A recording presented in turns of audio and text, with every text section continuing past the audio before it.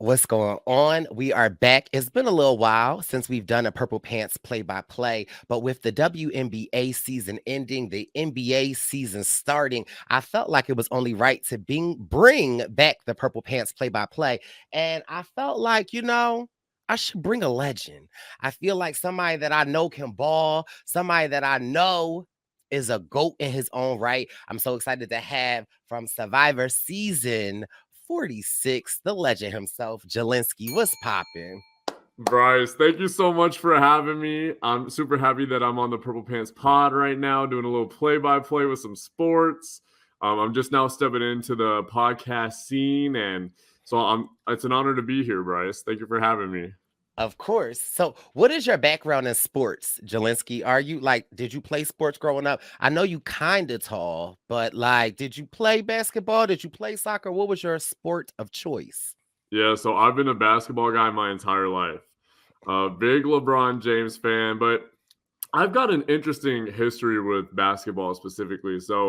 My dad and uncle both played in high school. My uncle was he like just missed the McDonald's All American game in the 80s with like Penny Hardaway, a whole bunch of like NBA legends.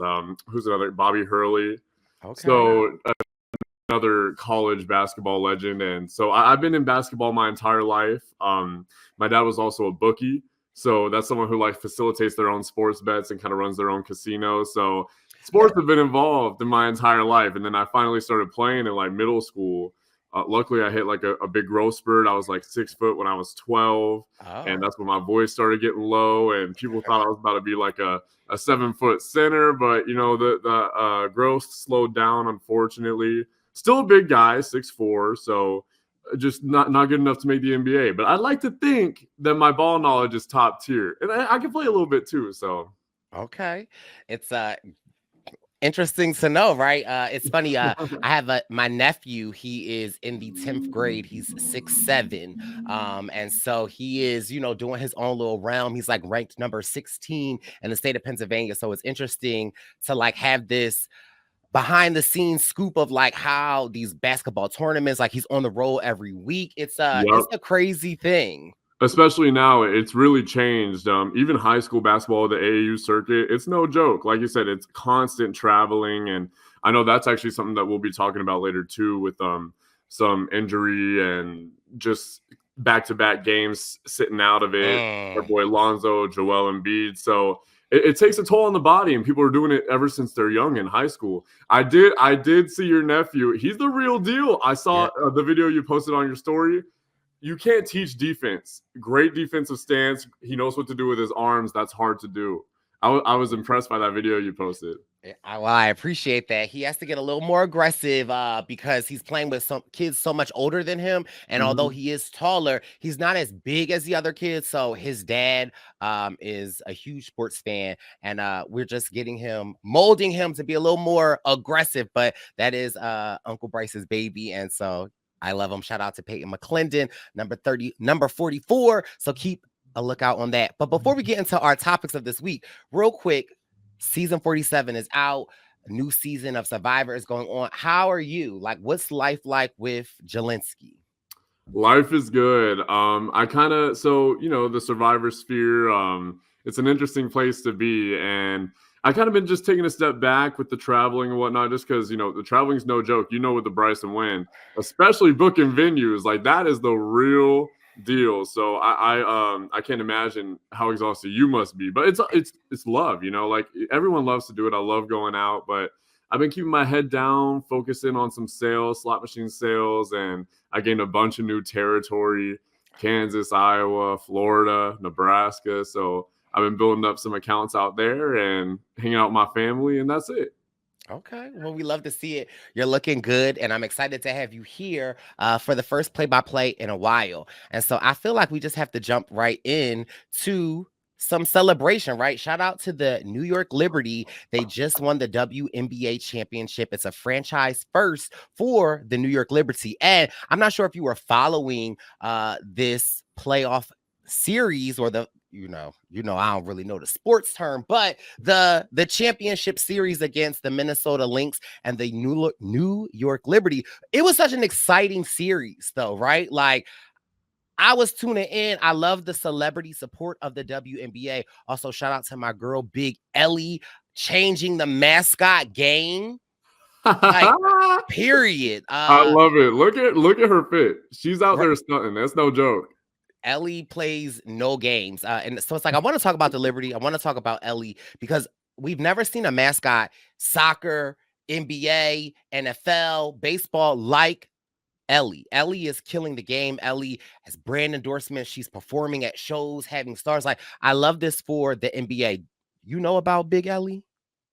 Look, I'm not gonna lie. Big Ellie, she definitely has to put me on game because the mascots, they're it's kind of an, I don't want to say like a forgotten about thing, but it's really important, especially in like a growing industry like the WNBA, because they are really stepping up their game.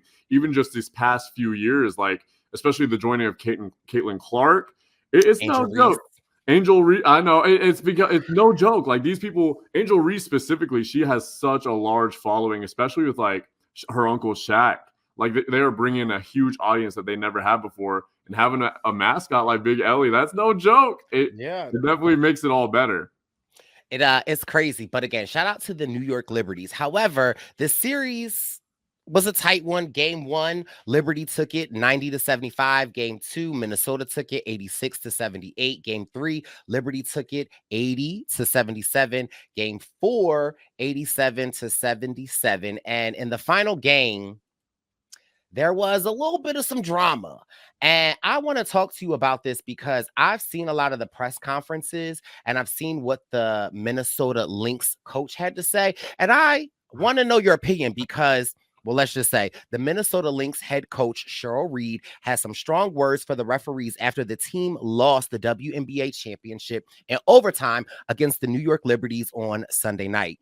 The electric Game 5 matchup was pushed into overtime after a foul was called in the last 5.2 seconds of the fourth quarter, after the Lynx forward Alana Smith made contact with the Liberty star Breanna Stewart. The foul allowed Stewart to tie the game with 2 free throws, clearing the way for the Liberty to rally in extra time and win 67-62.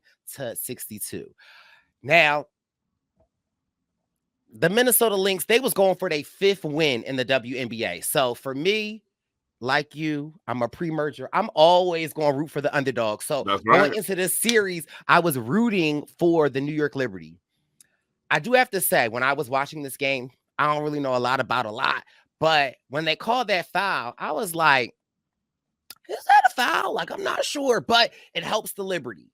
And during the press conference, Cheryl Reese, the Minnesota Lynx, she talked about this third-party independent referee, having a third-party referee because they called the foul, they questioned it, they reviewed the tapes, and the referees that were on the court still said it was a foul. However, everybody on TikTok, on Twitter, on Facebook, they reopened MySpace, and they was like, Yep. that's not a foul.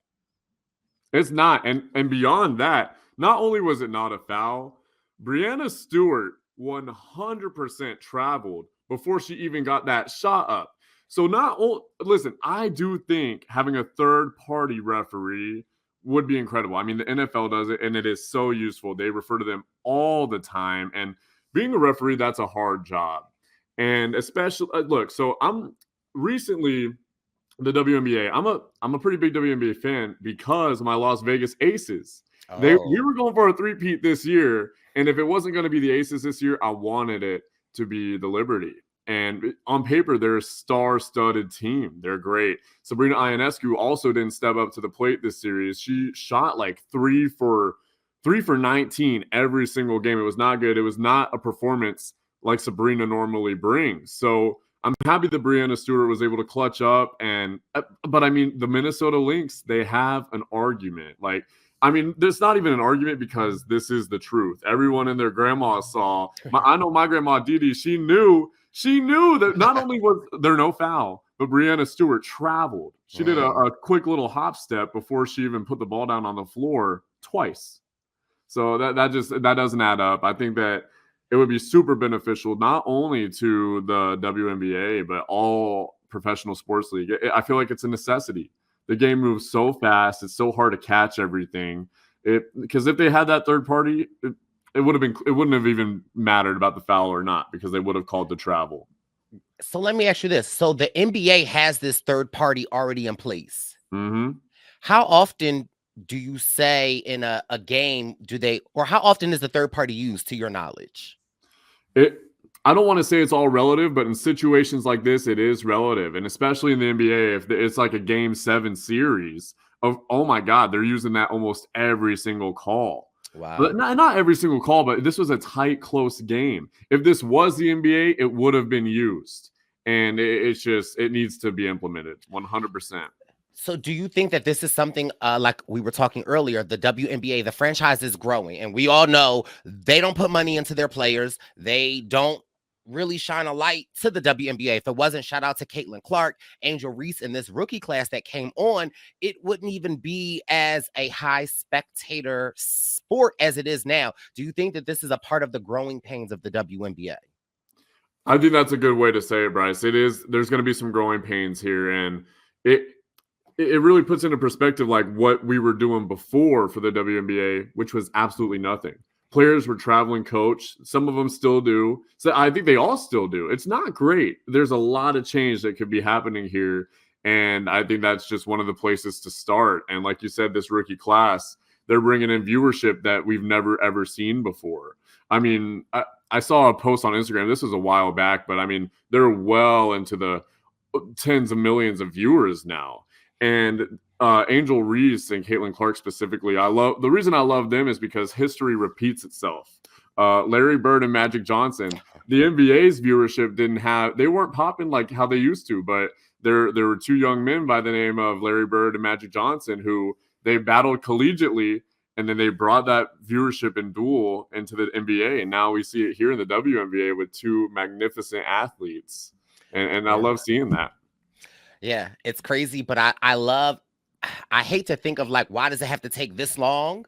But in the same time, I want to be happy at the progression that we are making. I just hope that it happens at a more exponential rate.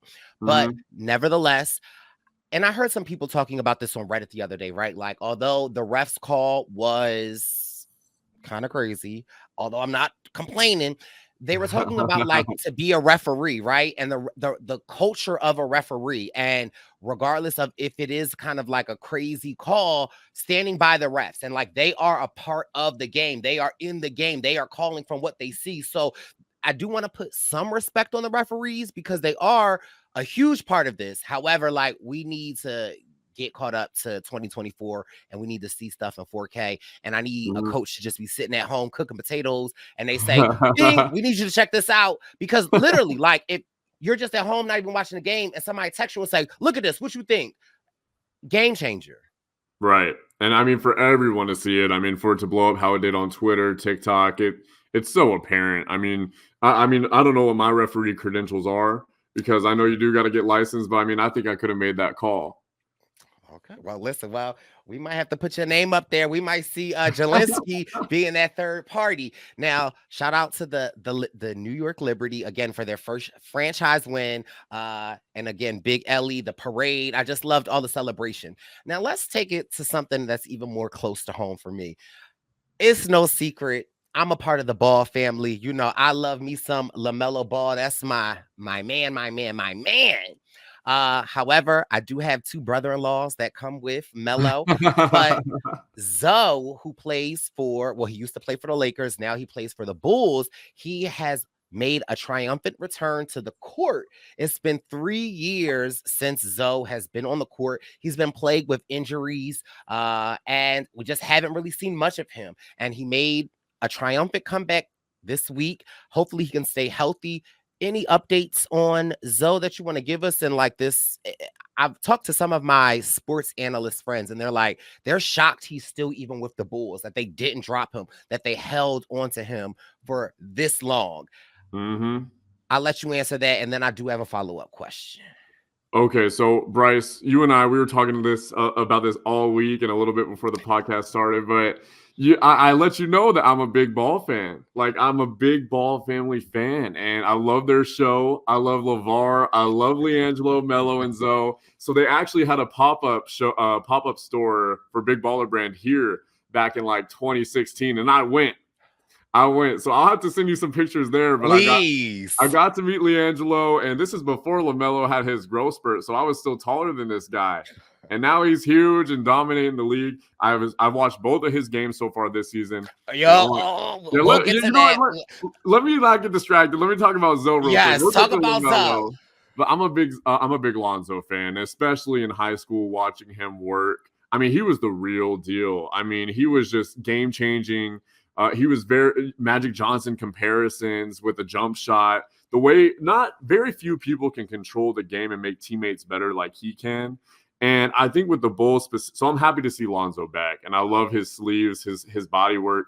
Whoo, like his tattoos, like inspirational. I love his sleeves. Especially the one on the right is just gorgeous.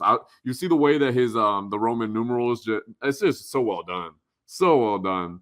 But so big Lonzo guy. And the reason that I'm happy the Bulls didn't drop him, because and we could get into some lore here too. But he is just such a versatile player, and they paid him a lot of money. He was playing great before he really went down, and everyone knew that he was sort of injury prone, especially his few years into the league. So I'm happy to see he's still around. And I say the problem in the Bulls backcourt right now is that Josh Giddey is a very similar player to Lonzo. I would say Zoe's got that jump shot though, and I'm biased. So if I'm starting a player, it's going to be Lonzo. So it's good for the Bulls because I think that they have some room to work. They can trade away Giddey, maybe get some more players, maybe move Vooch, a better center. So I'm very happy to see Lonzo back, but we got to figure something out that's going on in the backcourt because they're too similar of a player for both of them to thrive. Interesting. Now, was he taking up for Zoe while he was down these last 3 years? So he actually they just acquired him from the Thunder. Okay. So and that was a better system, I think, for Josh Giddey to be in. There's still a lot of controversy surrounding him too, so I think that's why the Thunder actually had moved him. He was in trouble for having relations with a minor, and they didn't know that was. They didn't know. Josh Giddey didn't know. It was a lot of investigation going on, and basically Oklahoma was not having it. They moved him. And now the Bulls are having him, and he's playing really great. So before, I'm trying to think of the guard that was there. I mean, Kobe White is also stepping up to the plate. He's been great. He was a rookie, I think, maybe 4 or 5 years ago now, but he's finally really stepping up. He averaged almost 20 points a game last season. So, and before that, Alex Caruso was also another guard for the Bulls, and he actually just got engaged to Big Brother 20's Haley Brocker. So they're engaged and about to get married. So congratulations to them. Both great catches. Yeah, exactly. Well, we love that, and we're glad that Zoe is back. Now, let's talk about the main character here, okay? The baby boy, my man, LaMelo Ball. He recently returned to the court Wednesday, October 23rd. He hadn't played since January. He was having these ankle issues. I believe in that game in January, he had already recovered from an ankle injury, and then suffered the same ankle injury. And so he's kind of been off the court recovering. And there was just this announcement made before, maybe during the preseason, but before the actual season started, that he's going to be wearing an ankle brace all season, which why are you playing, Melo? Like, you should have been wearing this the whole time. But I have to say that I believe it was the Hornets versus the Rockets, and last night's game, which we're recording this on Saturday, so Friday, but the Hornets versus the Hawks last night, they were balling. Now, mind you, I don't really know a lot about sports. All I'm watching is for my man Melo, and although the Hornets did not win, Melo is back and he's activated. There is just no question. And again, I'm biased, right? Like, I don't play. I keep Melo very close to me. It's just something about his energy. It's something about he's so, I don't want to use the term flashy, right? Because I feel like there's a negative condensation with when you say there's a flashy player, but it's just something about Melo's extraness that he just does with ease that I love. One of the reasons why I love Melo. Yeah, one of the reasons that, I mean, and I'm right there with you. LaMelo's incredible. What I love about LaMelo too is even in Ball in the Family, he has always been so authentically himself. You know, the scene where he talks about BBB, big booty, big Yeah. booty. That's engraved in my mind. And then LeVar had to take him aside. And he says, Right. you can't be doing that, especially not with the cameras on. Like, but nothing's changed with LaMelo. He's so funny, and he is one player I've been watching closely this season. He's been incredible. I mean, it's like he's playing in a video game in real life. Like I'm seeing like stick moves with the console, with the controller. He's playing 2K like it's real life, and I love it. I love it. It's been so fun to watch, and I think if not that I don't like the Hornets, I love LaMelo. I think if Hornets were to get on, or if LaMelo were to get on a championship contender team, or even just somewhere else, like think So about here's my LaMelo. question, right?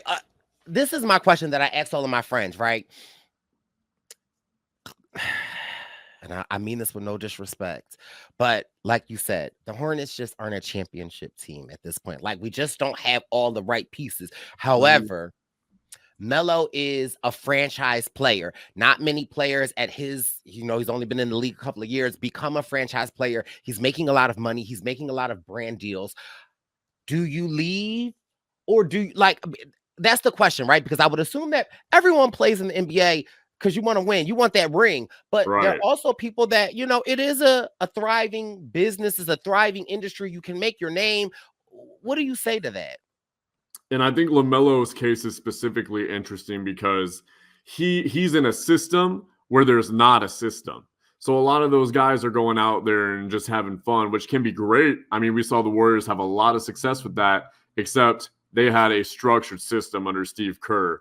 I think this Hornets team, a lot of the change needs to come from front office and the coaching staff.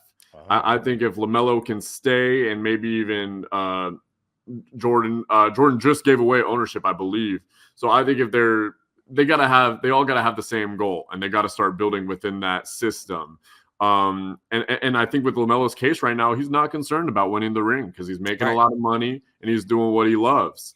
However, I would love to see LaMelo go to a team like the Spurs because I think he could really thrive. Chris Paul's about to retire, and he'll have Victor Wembanyama to play with him. And I mean, LaMelo, he's one of those alley-oop guys. So imagine him and Wemby together on the same floor. LaMelo has a gift to really operate an offense like not a lot of people can. So I think LaMelo's got to get out of Charlotte eventually, or Charlotte's got to make some serious changes. I agree. Do you know who Anna Montana is? I do not. Okay, good. You don't need to know her. That's LaMelo's current girlfriend, but we don't need to Okay. talk about Wait, that. okay. So is she the older one, or is this new? She's the older one. Okay. I'm familiar. Okay. She all right. I recently unblocked her. She recently unblocked me. So we're trying to work through this, like, figuring out how we manage this polyamorous relationship. I do have another question for you. Have you ever heard of It Is What It Is podcast? I don't think so. Bring it up to me. Let me hear. Because I like to quiz my young soul brothers. Do you know who the rapper Cameron is? Of course. Okay. Do you know who the rapper Mace is? Of course. Okay. So they have a podcast called It Is What It Is. And so it is a fun podcast. It's not my podcast of choice. However, when I am traveling, I will listen to it. I do think they have some interesting takes. It was funny because they were bringing up LeBron and Bronny and talking about maybe last week they were talking about monetizing off of like how LeBron is monetizing off of Bronny, and they were saying some choice words, and Jello got brought up into the mix. And of course, we all know Jello is my other brother-in-law, and they had some not so friendly things to say about Jello.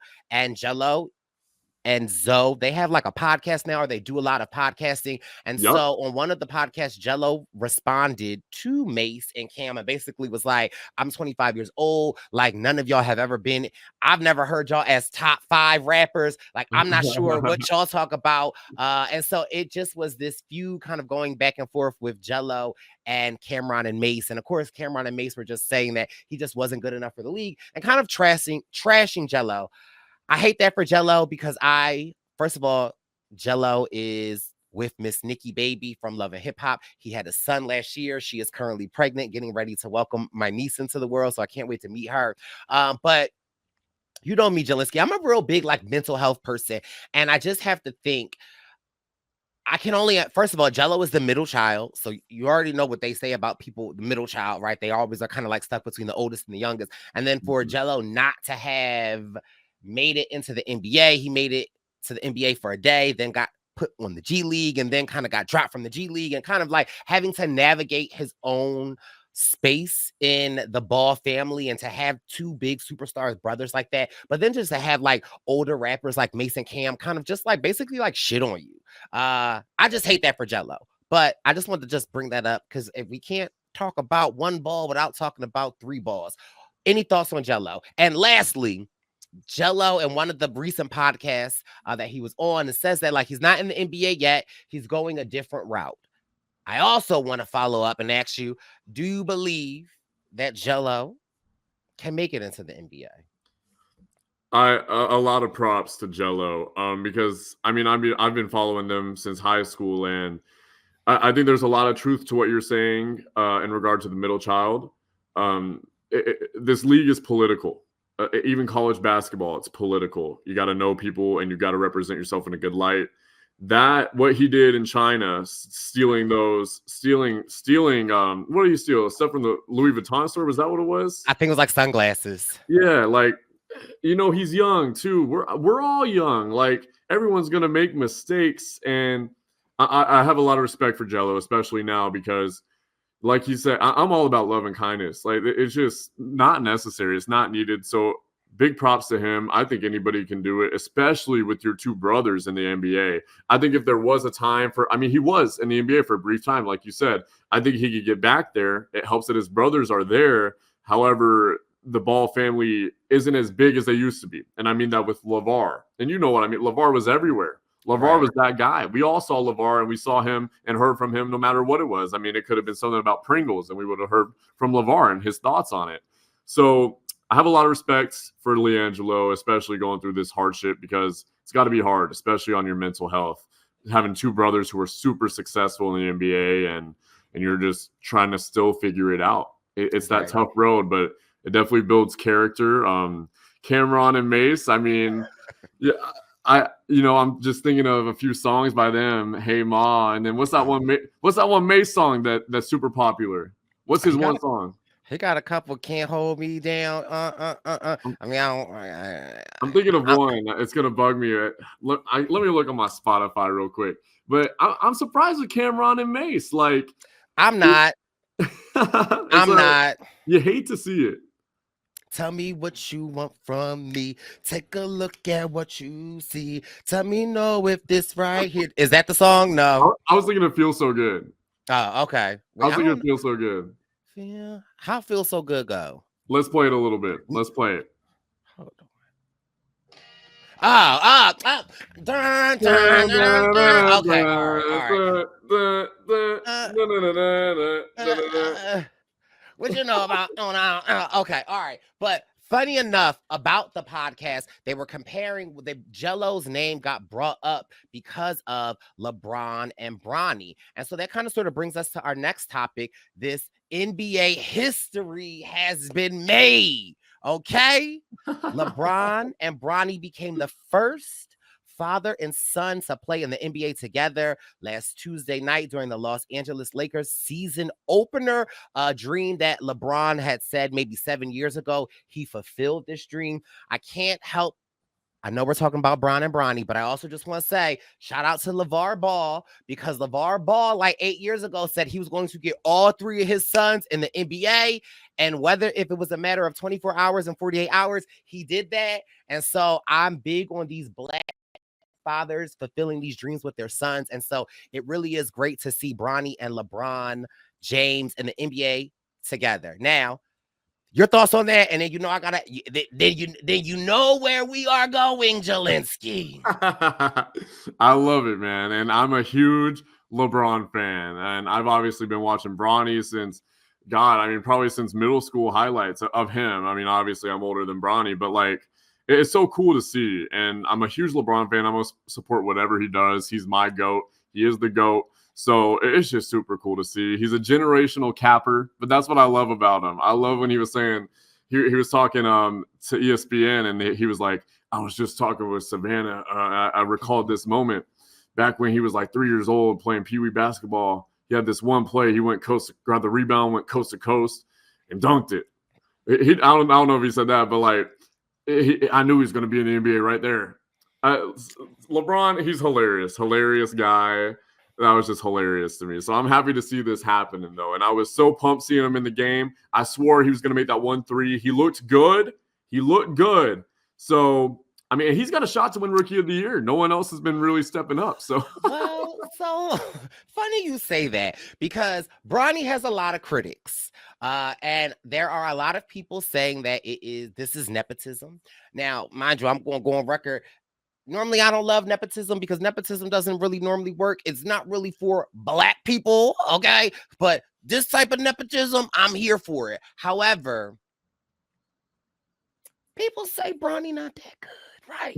And him missing that shot. And there's just a whole bunch of clips of people hating on Bronny. And I think yesterday or Friday, there was this article, I don't know if you read it, where they were considering putting Bronny on the G League. Mm-hmm. Yep, I've seen that, and it's gonna happen. Unfortunately, Bronny is not where he needs to be. I think, if anything, this speaks to how great LeBron is and how powerful he is. I mean, he's the president of the Players Association. He's done so much for this league already, in a league that Jordan kind of built up. Larry Bird, Magic Johnson, they built up. Now it's in LeBron's hands, and he's done a great job with it. And no one has received criticism like LeBron has. So if there's anyone to coach Bronny through this, it's going to be LeBron Sr. And he's so good at staying calm and staying a level head, and especially telling Bronny what he needs to hear. So behind closed doors, I'm sure that he's doing a great job in coaching him one-on-one and telling him what he needs to hear. But this can really break you. This can really break your self-esteem and your mind. And I think once you're at this level, I mean, I saw Bronny at USC. In fact, before he had his heart attack, which is a real deal. He had a heart attack before his freshman year at USC started, and that's a tough recovery. And everyone was scared. The James family was scared. And LeBron James Jr., he was a great player at Sierra Canyon. This is where he went to high school, and he was a very good recruit. Like he could play. So I think he has to keep a strong-willed mind, and he can find success. I think the G League is going to be good for him. I think the biggest problem he's going to have is himself. He can't get down on himself, or else it will be over before it even starts. And I've just read a lot of things. So I've seen a lot of hate, but I've also seen a lot of things that it's like, it's not that Bronny is not a great player. Just the reality of the situation is, and I mean this respectfully, like if your dad wasn't LeBron, you wouldn't be where you are right now, right? You would still be working and like crafting on your skills. So I actually think the G League could be great for him to get better at playing at this higher level. And so I just could, again, like we were saying with Jello, I know it has to be a hard pill to swallow, but in the end, I definitely think it is something that is for the best of him. And I'm also, first of all, Savannah and LeBron they are great at naming their children, because, the next one that I am watching is Bryce. And it is interesting to see. And what I love, again, I by no means am I saying I am a basketball expert. I know sports, but I get attached to people. I follow things. And so it is interesting with Bronny and Bryce, right? I've seen some highlight clips of Bryce, and it reminds me of the Ball brothers, right? Where it's like, they're good. They have these skills. However, they're so different, right? Like where I feel like the clips that I'm seeing of Bryce are so different than Bronny. And it's just like personality and different things. But I'm hoping the best for Bronny, but regardless, they made history. And I mean, his last name is James, so he's already a step above a lot of other people. That's right. And one thing I want to touch on, you really said it best. He would not be where he is without LeBron. And I mean, it's just a fact. He wouldn't have even been at Sierra Canyon without LeBron. And it goes back from day one. So I think he has a lot of potential and a lot of the material he can work with. He's good, but he's not ready. He's not ready. The G League will be great, and I hope he keeps his head up. And there's nothing wrong with that, right? Like, it's like, right. there's nothing wrong with that. And I hope that he is honest with himself, right? I think that that's like the biggest thing. It's like, it might be a step back, but it's a step back it's a set up for a step up. Yeah, I love that. I love that. Yeah, okay, I'm feeling that. All right, now let's switch it over to my home team, Philadelphia, the Philadelphia Sixers. Now I'm gonna butcher his name. I'm been horrible at names, but Joel Embiid. Okay. The theme of this podcast so far is injury, right? Joel has been injury prone. The playoffs, he ain't never at full steam. Now, at the Philadelphia Sixers opening game, Joel was MIA. Then we get this press release that's basically saying, Joel said, I'm trying to stay healthy. I want to play in the playoffs. I ain't never playing back-to-back games in the regular season. Now, to someone like me, I'm like, well, okay, if you were a star, you could do that. However, the NBA on this upcoming Monday is launching an investigation into the 76ers because I guess there is something called, it's load carrying, something where they're acting like he's injured. And so, again, in Zoe's case and LaMelo's case, when you are nurturing an ankle, a shoulder injury, right? Like, we understand you can't play, but Joel, ain't nothing wrong. Right. Well, and what's funny about this, he's coming fresh off of the Olympics. Like, dude, we just watched you play basketball every game. Even KD was out and you were playing. And KD always is hurt. So, I mean, it's just funny. And what's funny is he said he's not playing back-to-backs. He hasn't played a single one yet. He hasn't even played one. We got to play one first before we can start worrying about the back-to-backs. But here's my thing, Jelinski.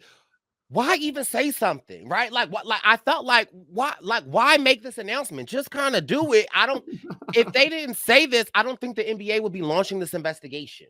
Right. That is true. And I'm a huge Joel Embiid fan. I love watching him play, especially knowing that. So Joel started playing basketball when he was 17 years old.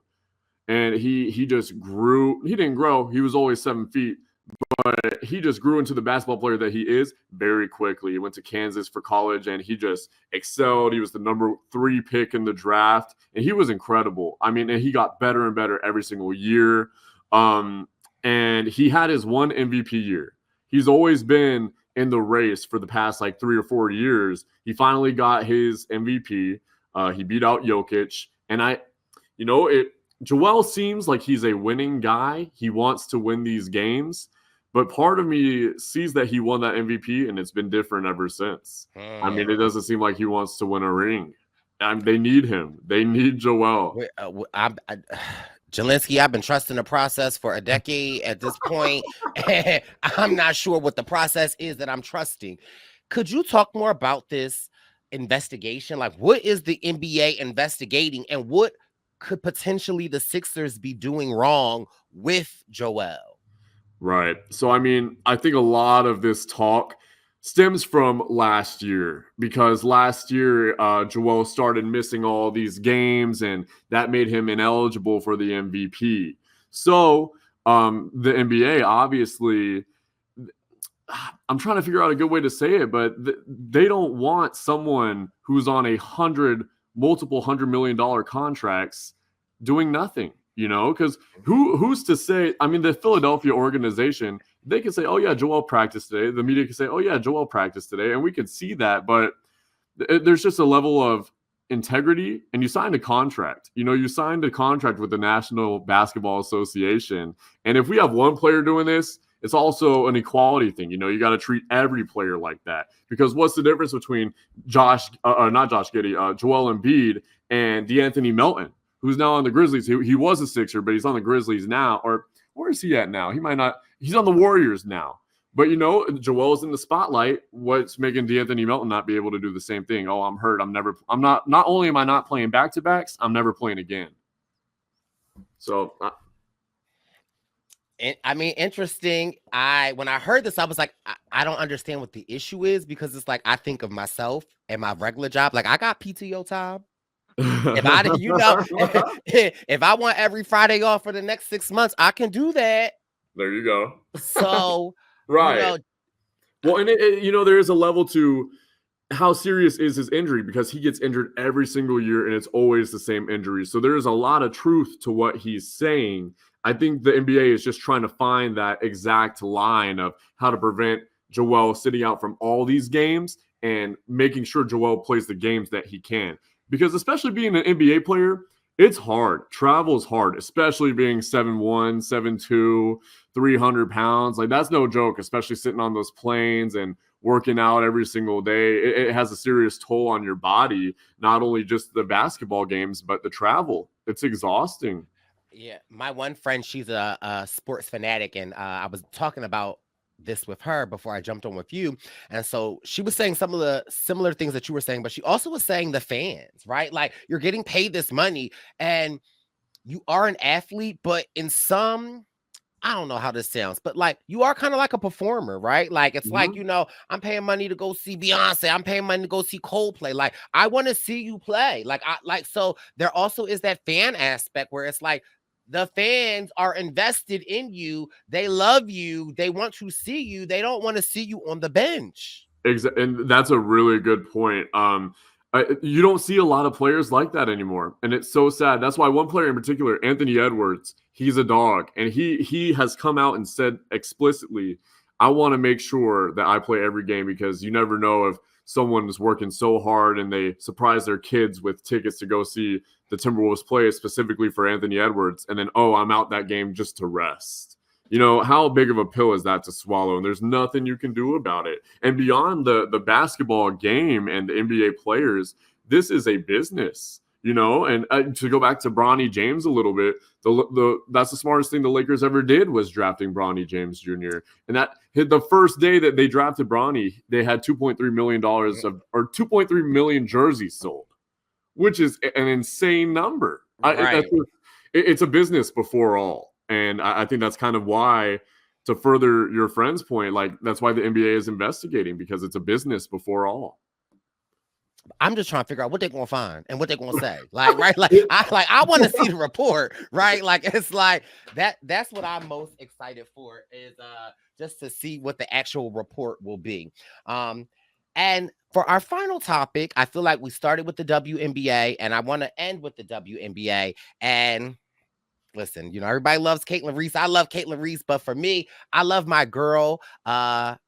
I said Caitlin Reese, Caitlin Clark. I love my girl, Angel Reese. And I just want to give her a huge shout out, because she has extended she inks a new year signature sneaker deal with Reebok. She already was signed to Reebok, but now she has extended it. I believe it's till 2026, and she's going to be releasing a signature sneaker. She will only be the second woman in the WNBA to release a signature sneaker. Now, why am I bringing this up? Because one, we love the Bayou Barbie. We love Angel Reese. I love everything that she's doing. But again, we're talking about this momentum of the WNBA. I believe Angel Reese rookie salary was like $78,000. Insane. I make more than that. Okay. And so it's just crazy. And we know that the WNBA, most of their players make their money overseas and endorsements. And so although this doesn't sound like a huge deal, because I'm trying to figure out who still wear Reeboks, but listen, I'm gonna grab me an Angel Reese pair, but it signifies the growth and the money. And like we were saying, Caitlin Clark and Angel Reese being such pillars, this is a really big deal for the WNBA. Thoughts? Well, two things I want to touch on, like you said. I'll start with the Reebok extension. Really, really cool. Angel Reese, obviously, not only is she a terrific basketball player, but I'll never pass an Angel Reese video on Twitter or TikTok because one, she's hilarious, she's cool as hell, and two, she's beautiful. I mean, who's not trying to watch an Angel Reese video? Okay. So Let me Angel find Reese, out. Jelisky like the chocolate. Okay. All Angel right. Reese, Angel Reese is a different breed. She is. I don't want to use the term goddess because like I want to reserve that for my girlfriend. But Angel Reese is up there. She's up there. And not even to cut you off, right? Because I also, here's another thing that I love about Angel Reese and this new class, even Caitlin Clark, right? I feel like when people think about the WNBA players, there's this persona that they have of these players. I love the fact that Angel Reese, like, flaunts her femininity, right? In a very powerful and a very sexy and a very like, like I'm not just an NBA player. I remember during like New York Fashion Week when she was getting all of this criticism because she walked the runway, she did all of this, and they're like, oh, how you're and she still made practice and they still won the game that she played. Like, I love her hustle. And even Caitlin Clark, like so I'll be honest. Let's see. Sometimes I don't watch all of the games of the WNBA, but what I never miss, there's like, I have the photographers of the WNBA. Oh, the tunnel photos every morning during the season. I scroll through to see the fashion that the ladies are bringing. For me is like my favorite part of this. And so like, I just want to piggyback that on Angel Reese because that's my girl. It's really changing, and it's changing in such a great way. This will bring me to my next point, but to close this one out, it's very Angel Reese to be signed with Reebok.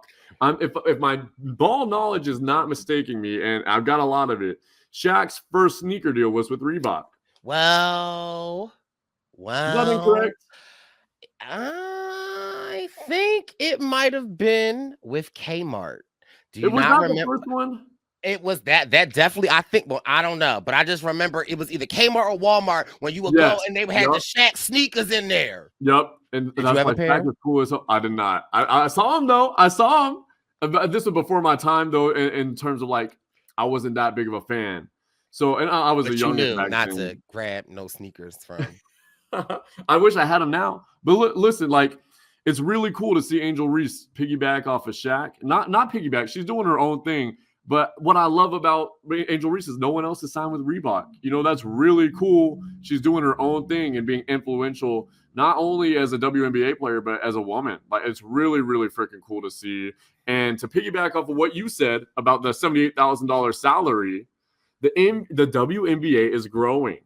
They brought in so much more revenue than they've ever seen before. Jersey sales, ticket sales, media. Changing arenas. They had to go to actual arenas. Yes. It is no joke anymore. And the salaries do need to be revisited 100%, especially for players like Angel Reese, Caitlin Clark, Sabrina Ionescu. There's so many great players. I mean, just on the Asia Wilson. Asia Wilson needs to be the highest paid player in the league by a mile. She's great. Shout out to my aces. But I mean, it needs to be revisited, and specifically because of these players. I don't want to say that they're to thank because I don't want to forget the legends before. Not at all.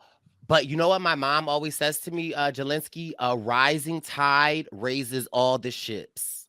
Yes. And so I know, and I'm like some of the people, I hate the fact that Caitlin Clark and Angel Reese are the only ones that we see making the headlines when the WNBA has been here for almost a decade. There are some, I don't like to say dogs. I say Panthers because Panthers are like just as scary. But like, there's some dogs in the WNBA. Like, there's some OG legends that I don't feel like get the recognition. However, what I do love about a rising tide is that all the ships rise with them. And I love how gracious Caitlin and Angel are to paying homage to the legends that are in there. And I don't mean to keep talking about this, but I also love, and that's my last point. Throughout this season, specifically with Angel Reese and Caitlin Clark, you a rookie. Like, welcome to the league. We gonna check you, right? Like, so again, first of all, my TikTok is just filled with nothing but like WNBA and LaMelo Ball and Lieutenant Dan. Do you know who Lieutenant Dan is? That sounds, I feel like I do. Who is that? He's like this one-legged guy from Tampa, Florida. Oh, yeah. He was, and the hurricanes is coming. And the saga continues. He's just a mess. But I just love the fact that like people try to make a thing out of it. Like, oh my God, I can't believe they did that. And I love when you get to the press conferences and they're like, it's a physical game. I love it.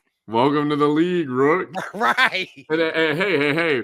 Angel Reese, one, she had a great year, but two, she really, I don't want to say she should have won Rookie of the Year because Caitlin Clark did step up her game, but oh my gosh, those first 2 months, Angel Reese was a front runner. They really this should have been the first time ever they had a co-Rookie of the Year award. Wow. Because they both deserved it and they both earned it. Does the NBA do a co-rookie award? Very rarely. I think it's happened a few times, and I couldn't even tell you who it was. But I want to say it's happened a couple times. Okay. Mm-hmm. Well, again, shout out to Angel Reese, and with her Reebok extension deal and her new shoe coming in 2025, I hope to see more sponsorships, more brand deals for our WNBA queens because they are definitely legends. But that has been Jelinski and myself's time. I can't thank you enough, Jelinski, for coming on the play-by-play. Hopefully this could be, maybe a monthly thing, maybe a bi-monthly thing. I know Jelinski busy selling slots and, getting new territory, but it's always great to see you. And thank you again so much for coming on. And this is your first time on the Purple Pants podcast. That's right. Yeah. More to come. I promise you that. Even some Survivor content. I would love if you guys would have me. Those are my two favorite things, basketball and Survivor. So, and the gambling and the slot machine. So, I'm all about it. And next time I'm going to be better fitted because I'm not going to lie. Jelinski's put on a lot of weight. Oh my, here I go again talking in the third person. I swear to God, I never did this before Survivor. I swear to you. Well, Jelinski and Bryce put on a little weight too, but listen, it's okay. Listen, we eating good, okay? Look at this. I gotta get a new jersey. This is like an XL too, so it's not looking good. Not a worry, but listen. Well, thank you so much for coming on for your rookie podcast on the Purple Pants Play-by-Play. We'll be back next month talking some more coverage. Thanks for listening. We out. It's the Purple Pants Podcast. You better listen in public, might make your stomach hurt. Ooh. It's the Purple Pants Podcast. You're trying to unwind, you better get that box wine. It's the Purple Pants Podcast. You're trying to get your snack, you better hurry right back though. It's the Purple Pants. It's the Purple Pants.